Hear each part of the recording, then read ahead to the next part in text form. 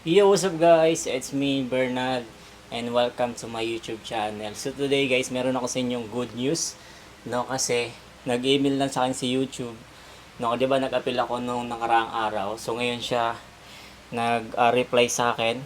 Ayan. So good news to guys kasi in-approve ulit tayo ni YouTube, no? Binalik niya yung monetization natin, yung earn natin sa video, yung ads binalik niya sa channel natin, no? So ayan, sabi niya, silagay ko sa gilid. Sabi niya, you did it, Bernal Vaflor. You've been accepted into the YouTube Partner Program, which is means you can now earn money from your content and take advantage of additional benefits like span copyright protection tools and access to our creator support team. Start earning by turning on monetization feature and YouTube Studio. Ayan guys, so yun sinabi sa akin ni YouTube, kaya yun guys, sobrang saya natin ngayon kasi magbabalik ulit tayo sa ating content, pero hindi na ganun ka yung content natin na baka nag-expect na naman kayo na ganun ulit yung content katulad kay Camacho. So hindi na tayo si Camacho guys, so mag-ano ako ng ibang content na maganda naman, yung may matutunan naman tayo. Ayan guys, so yun yung physique natin ngayon.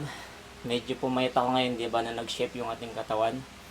Ayan, so check nyo nga guys yung video kung may ads ba talaga. So please check dyan guys kung mayroong ads. So comment kayo dito.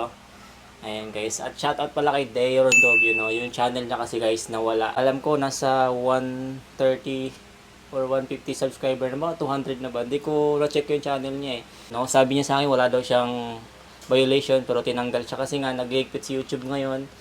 No, sa content, sobrang higpit niya guys sa mga content ngayon. Ayan, so supportahan natin si Deo guys. Ilagay ko yung channel niya dito. Kung gusto niyo mag-subscribe sa kanya, subscribe kayo dyan guys. Supportahan natin yung guys, yung mga small YouTuber natin.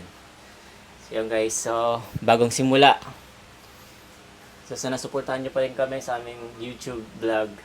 Then meron din tayong Facebook kung gusto niyo makita yung updated na mga ginagawa namin. Sa Facebook guys, lagi ako nag-upload araw-araw.